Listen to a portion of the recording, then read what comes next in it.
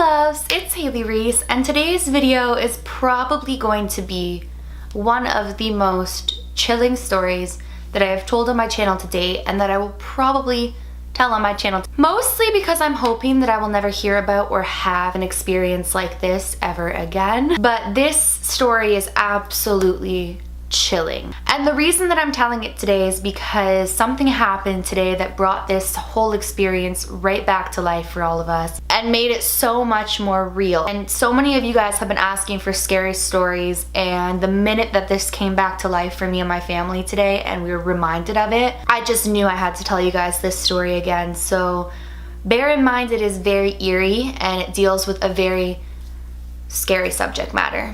Before I start this story, I just want to take a little bit of a disclaimer and let you guys know that this story does have a lot to do with religion.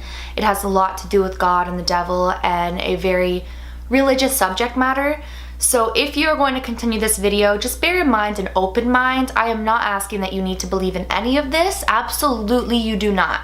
But if you're going to proceed with this video, just bear in mind that it does deal with religious content, and if that is something that offends you, then it's probably not the video for you. I just want to say, if you are new to my channel, hello, my name is Haley. I apologize that we are meeting on such creepy, eerie circumstances, but if you do enjoy today's video and you enjoy some of my other videos, I would really appreciate it from the bottom of my heart if you would go ahead and click that subscribe button. I post a ton of videos and they deal with some really interesting subjects, and I have some really awesome content coming up. So if you do enjoy it and you would like to join our Reese's Pieces family, please go ahead and click that subscribe button. So today's story revolves around my grandma's sister's husband.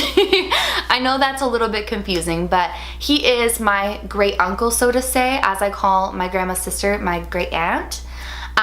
He would be my mom's uncle. And I feel like really in order to understand what he's about to go through, you kind of have to understand him as a person. So I'm not going to name him in this video just because he's a very private person, and I feel like it would be disrespectful to both him and my aunt, who are allowing me to share this story with you guys, to be giving out his information. So I'm gonna leave him nameless, but he is one of the most quiet yet caring individuals I have ever met. He is compassionate, caring, loving, giving. He would literally give you the shirt off of his back. He is just this type of person. And he was incredible friends with my grandfather. For those of you who don't know, my grandpa passed away several years ago to cancer, and I was extremely close with him, and I was and am extremely close with my grandma. And my uncle, who this story is based around, was also extremely close with my grandfather. They would go on vacation together multiple times a year. Anytime either one on either side needed help for each other, they were the first ones there. They had such a nice, incredible bond, and I feel like my grandpa was very lucky to have him as a friend. Even though they were technically family, as my uncle was married to my grandma's sister, my grandpa was married to my grandma, they were technically family, but I feel like my grandpa was very blessed and fortunate to have him as a friend. Now, I don't really know this uncle's religious viewpoints. It's not really something that we've ever talked about. I mean, every time that I've ever went over there, we've talked the regular how's work, how's life, how's this, how's that, and just like regular conversating, so we've never really gotten to the religious talk. But I know that my grandma and her sisters are very religious and they have their own spiritual beliefs, as you guys know from my previous videos with my grandma. But I don't know exactly whether or not he was a firm believer in God or the devil, but I know for a fact he had very strong principles and morals and treated everybody with nothing but love and respect and had an incredible vibration. This story takes place around the time when my grandpa was extremely sick, and this was devastating for all of us because my grandpa, I'm not even just saying this, you guys, I know a lot of people will say this about their deceased loved ones, but my grandpa was the most, I'm gonna get emotional, incredible man in the entire world. He is everything that I would love to be in a person, in the way that he is so selfless and loving and such a man of God without even like preaching God ever. He was never like that. He was just such an example of what a man should be, and what a father should be, and what a grandfather should be, and what a human being should be. And my grandpa was so dearly loved by so many people. When he passed away and we had his celebration of life, it was so crazy because so many people showed up that we had never even met before, who had stories to tell of how my grandpa had changed their lives for the better and how he was so greatly missed. So this needs to be understood by you guys for you to understand how crazy it was when my uncle was presented with the devil. So when my grandpa got sick, it was not a pretty sickness. If any of you know anybody who has cancer or who has died of cancer, you know just how horrifying and disturbing this disease is, and how it just takes somebody who once looked one way and transforms them to something else. And my grandpa had cancer all throughout his body, and he had it all throughout his bones near the end, and he was in so much pain. He couldn't eat, he couldn't drink, he was so sick, so beyond sick, and it was so horrible for anybody who truly loved him to watch him go through this, especially because he was such a pure, kind-hearted man. It was like, it really was the best being taken too soon. So one morning, my uncle gets up for work, and he's an electrician, so he gets up extremely early. He was getting up for work on this day at around 3, and he was leaving at around 3:30. So he gets up for work, and he goes out to his car, and it's really dark at this time, as you know, at 3:30 in the morning. It's extremely dark outside. And he opens up his driver's side, gets into his car, and starts the car. And as all the lights in the car turn on, he realizes that he is joined by somebody in the passenger seat. And basically, he recounts this story to his wife, who's my grandma's sister, that it was the devil. And the devil basically confronted him with an offer. And I've heard about, especially being in the music industry and being in the industry that I am, I have heard countless stories about people selling their souls for things, and that the devil will always bargain with you. I'll give you this if you give me this soul. I'll give you that if you give me your soul. And a lot of people have supposedly done it, and I'd never had a personal experience where I'd known anybody who had been either presented with an offer or who had taken them up on the offer. So he basically presents my uncle with this offer. And he says to him, I will spare Barry his life if you give me your soul. And my uncle obviously automatically tells him, go to hell, which I find so funny that he said go to hell, because I asked my grandma, that's really what he said, and it is. And he said, go to hell, I will not give you my soul, Barry's gonna be just fine, like, go away. And I don't know the exact encounters of the entire interaction because he will not speak of this, and I'm going to tell you guys later how we found out that this happened. But basically the encounter was along the lines of, I will give you Barry's life, I will save Barry's life if you give me your soul. Now they say when the devil comes to make an offer with you for something in exchange of your soul, it is the most desperate people. When you hear about the people who have supposedly sold their souls, they usually come from extreme circumstances where they feel backed into a wall, where they have nothing left, in their opinion, to do but to take this offer. And so it made complete sense to me that he would go to my uncle in exchange of his soul for my grandpa's life, because my uncle loved my grandpa so dearly, and it was eating at him, absolutely eating at him, that he was dying. So we didn't hear about any of this while my grandpa was dying. He never spoke of it to anyone, not even his own wife. But about a week later, my grandfather passed away. And I guess my uncle was carrying such tremendous guilt, which is crazy to me because he passed away because it was his time. He didn't pass away because of any sort of deal with the devil, but my uncle was carrying so much guilt, thinking I could have saved him, I could have saved him. But on the other hand, he's like, but I wasn't gonna give my soul for this. I wasn't gonna give him my soul for Barry's life. So I guess my uncle carried this guilt for quite some time, and eventually he couldn't carry it anymore. He physically could not carry the guilt of thinking that there was more that he could have done to save my grandpa. And so he tells his wife, which is my grandma's sister, and he tells her basically the exact interaction that I've told you along those lines. And she's like, well, I'm gonna tell Candace, which is my grandma. And he said, you can tell her, but I never want to speak of this ever again. I have told you, and that's it for me. He was so terrified that he couldn't even tell my grandma herself. He couldn't even get it out to tell another single soul. He could only tell his own wife.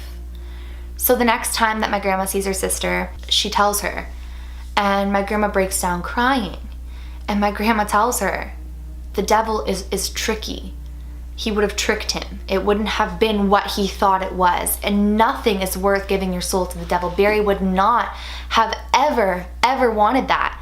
Barry was such a believer in God and angels and goodness in life, although he never spoke of it as much as we did ever. He was more quiet and reserved than me and my grandma were.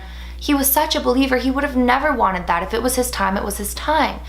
And so she told her sister to tell him, like, obviously, never feel guilty for that. Like, it would have been a trick. So I heard this story obviously through my grandma and my mom, who had conversated. I didn't hear it until a few years ago because I was only 13 when my grandpa passed away, maybe 14 at most, but I was around 13, 14 years old. They didn't want to scare me with that. So I only found out maybe when I was 17, so a good couple of years ago, but that's when I found out. And I had heard it through two sources. So I heard it straight from my grandma, who had heard it straight from her sister, who had heard it from her husband.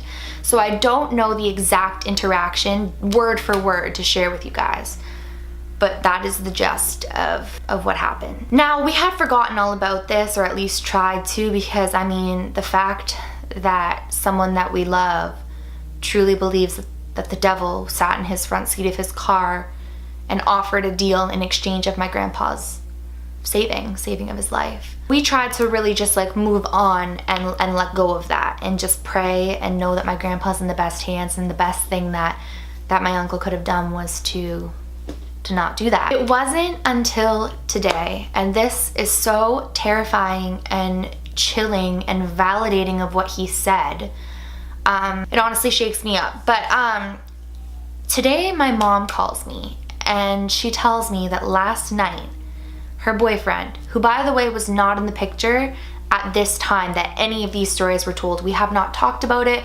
The last time I think any of us talked about it was when I was like 17 years old, and we all talked about it then. We have not talked about it, especially since she started dating this guy. She tells me that he had a dream last night and my grandpa came through the dream, and my grandpa had a message for me.